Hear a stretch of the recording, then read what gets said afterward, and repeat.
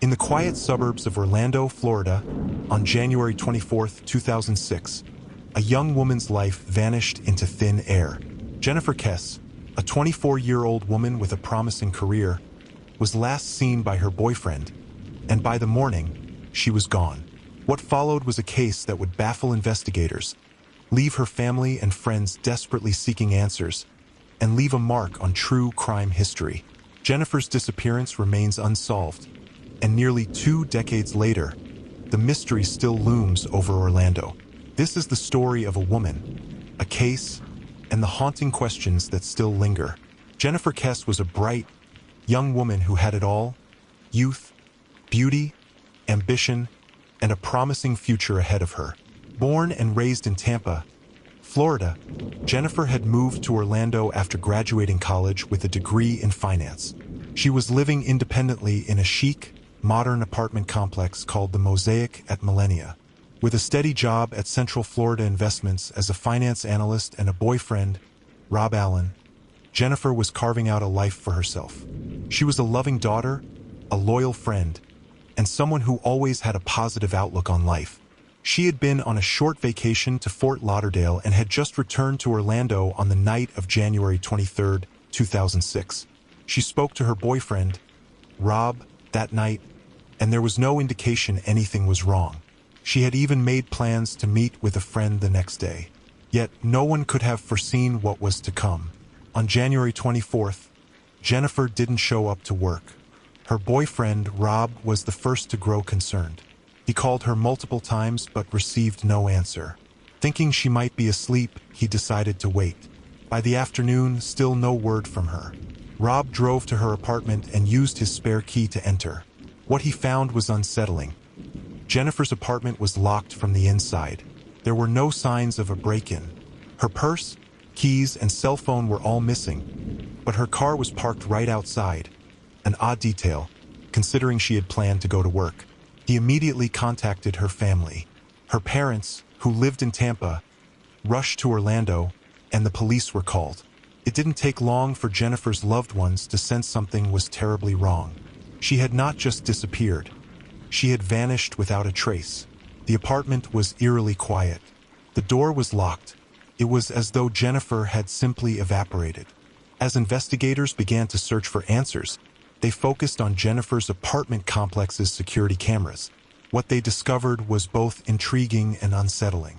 The footage from the early hours of January 24th showed a figure, believed to be Jennifer, walking away from her car. She was dressed in black pants and a dark top, which matched what she had been wearing the night before. However, there was something odd about the footage.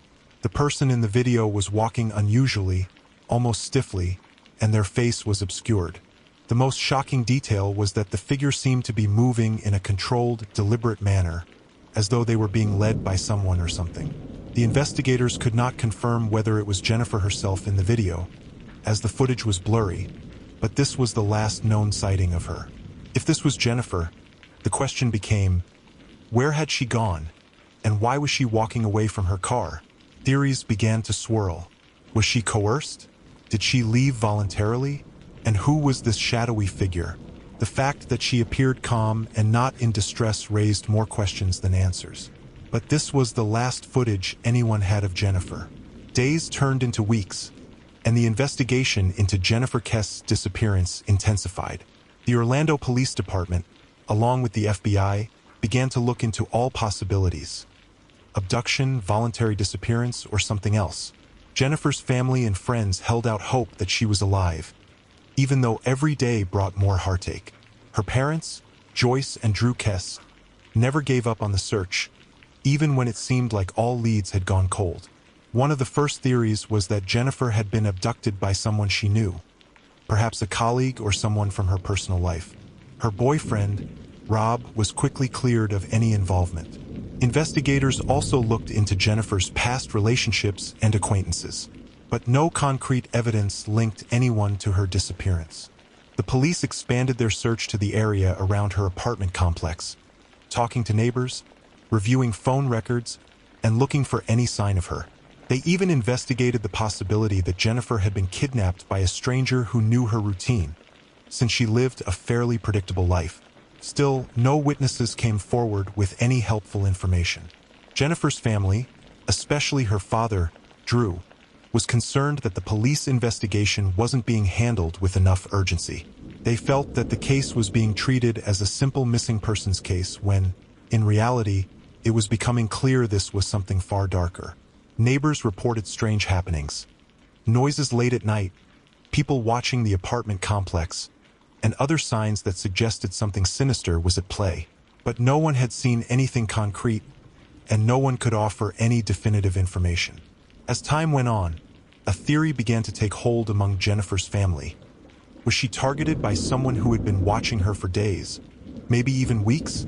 Jennifer had always been cautious, but could she have unknowingly crossed paths with someone dangerous?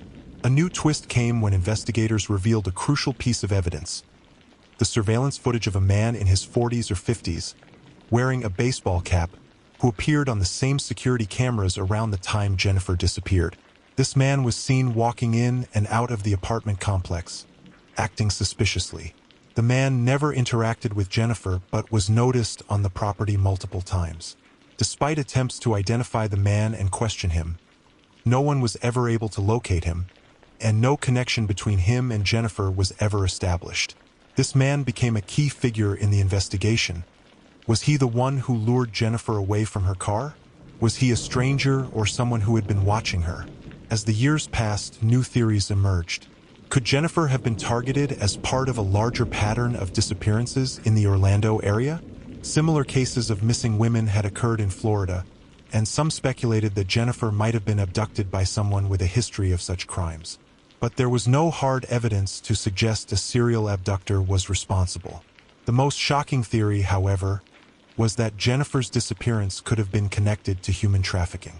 Some believed that she was taken for that purpose, but again, no evidence supported this theory.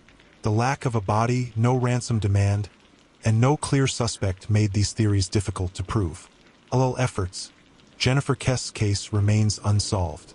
Her disappearance continues to haunt the people who knew and loved her. Her family and friends have never given up hope. They've pushed for more awareness of her case, held vigils, and continue to advocate for answers.